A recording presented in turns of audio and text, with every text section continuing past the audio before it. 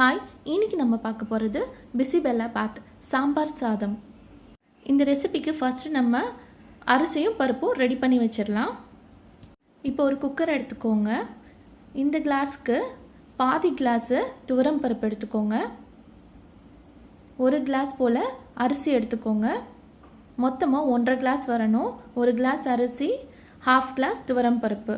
இப்போ இதை நல்லா வாஷ் பண்ணிவிட்டு கொஞ்சம் தண்ணி ஊற்றி ஒரு 10லேருந்து 15 நிமிஷம் போல் இதை கொஞ்சம் ஊற வச்சிடலாம். அதுக்கப்புறமா ப்ரெஷர் குக் பண்ணிடலாம். ஒரு கடாய் எடுத்துக்கோங்க. சூடானோன்னே இப்போ மசாலா ஐட்டம் ரெடி பண்ணலாம்.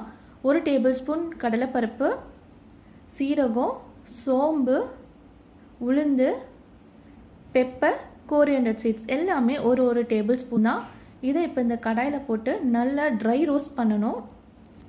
இது கூட ரெட் சில்லி, காஞ்ச மிளகா ஒரு 3லேருந்து 4 போட்டுக்கோங்க, உங்கள் காரத்துக்கு தேவையான அளவு. இதை நல்லா இப்போது வறுத்துக்கோங்க, ட்ரை ரோஸ்ட் பண்ணணும். அடுத்ததாக இது கூட தேங்காய் சேர்த்துக்கலாம். ஒரு 2 டேபிள் ஸ்பூன் வர மாதிரி தேங்காய் சேர்த்துக்கோங்க. இப்போ இந்த தேங்காவையும் போட்டுட்டு நல்லா ட்ரை ரோஸ்ட் பண்ணணும். மிதமான சூட்டில் வச்சு பண்ணுங்கள், அடி பிடிச்சிடக்கூடாது.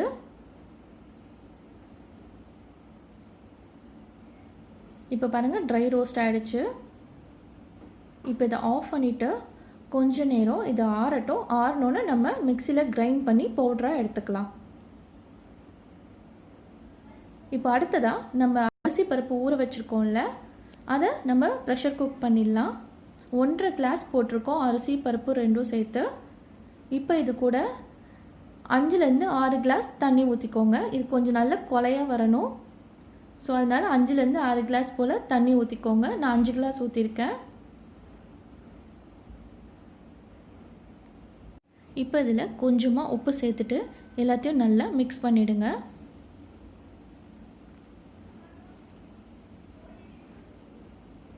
அடுத்ததாக இதை மூடி போட்டு மூடிட்டு ஒரு 5லேருந்து 6 விசில், அதாவது நம்மளுக்கு அரிசி பருப்பு கொஞ்சம் குழஞ்சி வரணும், அதுக்கேற்ற மாதிரி விசில் விட்டுட்டு ஆஃப் பண்ணிவிட்டு அதை ஆறணுன்னு ஓப்பன் பண்ணி பார்க்கலாம்.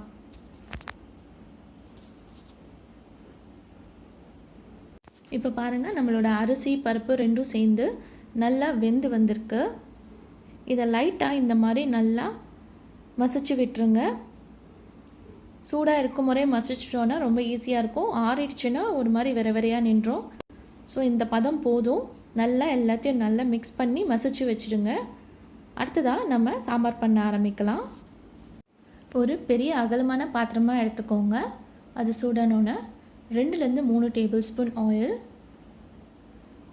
எண்ணெய் நல்லா சூடானோன்னா 1 டேபிள் ஸ்பூன் கடுகு, கடுகு பொரிஞ்சோன்னே கொஞ்சமாக வெந்தயம்,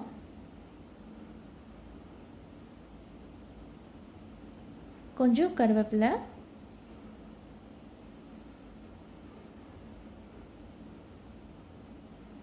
மஞ்சள் தூள், தேவையான அளவு பெருங்காயத்தூள். இப்போ இதெல்லாம் சேர்த்துட்டு கொஞ்சம் மிக்ஸ் பண்ணி விட்டுடலாம். அடுத்ததாக ஒரு பெரிய வெங்காயத்தை சின்னதாக நறுக்கி இதில் சேர்த்துருங்க.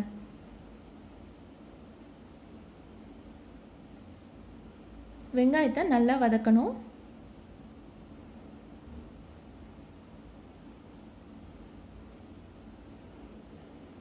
வெங்காயம் நல்லா வதங்கினோன்னே ஒரு பெரிய தக்காளி, ஒரு தக்காளி போதும், ஏன்னா புளி நம்ம இதில் சேர்ப்போம்.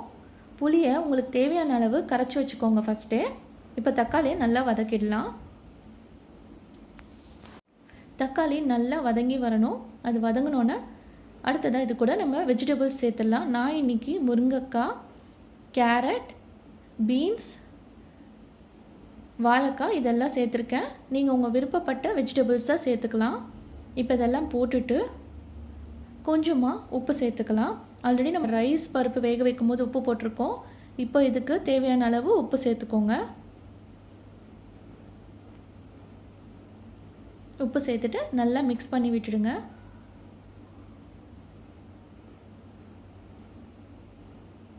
ஒரு நிமிஷம் போல் இந்த எண்ணெயிலேயே இந்த வெஜிடபிள்ஸ் எல்லாம் லைட்டாக வதக்கிடுங்க. வதக்கிட்டு நம்ம ரெடி பண்ணி வச்சுருக்க அந்த பிசிபெலாபாத் மசாலா பவுடரை இதில் சேர்த்துடலாம். நல்லா அதை அரைச்சிட்டு பவுடர் ஃபுல்லாக இதில் சேர்த்துருங்க. நம்ம எல்லாமே ஒரு டேபிள் ஸ்பூன் தான் போட்டிருக்கோம், கரெக்டாக இருக்கும். ஸோ எல்லா பவுடரும் இதில் சேர்த்துருங்க. சேர்த்துட்டு நல்லா மிக்ஸ் பண்ணிடலாம். இப்போ காய்கறியெல்லாம் நம்ம வேக வைக்கணும். இதுக்கு தேவையான தண்ணியை இப்போ சேர்த்துக்கலாம். 2லேருந்து 3 கிளாஸ் போல் தண்ணி ஊற்றிக்கோங்க. ஏன்னா நம்மளுக்கு காய்கறிலாம் வேகணும்.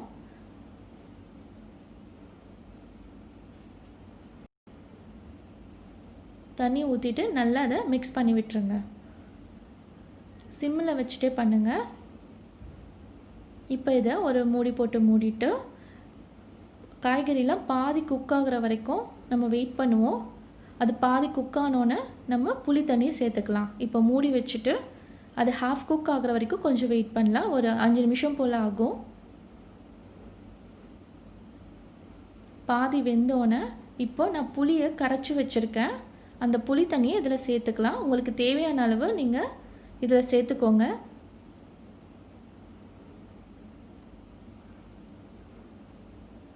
புளி தண்ணியும் சேர்த்துட்டு நல்லா இதை மிக்ஸ் பண்ணி விட்டுட்டு மறுபடியும் மூடி வச்சு காய்கறிலாம் நல்லா வேகிற வரைக்கும் வேக விடலாம்.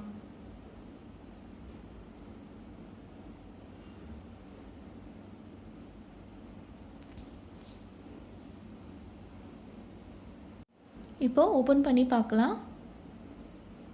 பாருங்கள், நம்ம காய்கறிலாம் நல்லா வெந்துடுச்சு.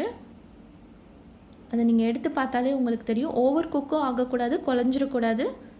ஸோ கரெக்டான பதம் வந்தோன்னே நம்ம ஆல்ரெடி பாயில் பண்ணி வச்சுருக்க அரிசி பருப்பை இதில் போட்டுடலாம். கொஞ்சம் கொஞ்சமாக அதை சேர்த்துட்டு எல்லாத்தையும் நல்லா மிக்ஸ் பண்ணிவிடுங்க.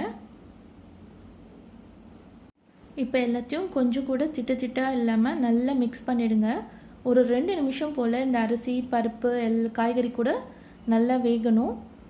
அவ்வளோதான். இந்த பதம் வந்தோன்னே இப்போ அடுப்பு ஆஃப் பண்ணிட்டு கொஞ்சம் கொத்தமல்லி தூவிட்டு 1 டேபிள் ஸ்பூன் நெய் போட்டுட்டு எல்லாத்தையும் நல்லா மிக்ஸ் பண்ணிவிடுங்க.